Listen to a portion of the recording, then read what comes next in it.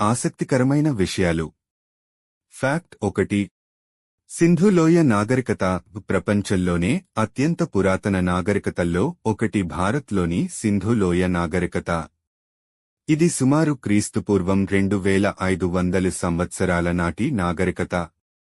Fact 2.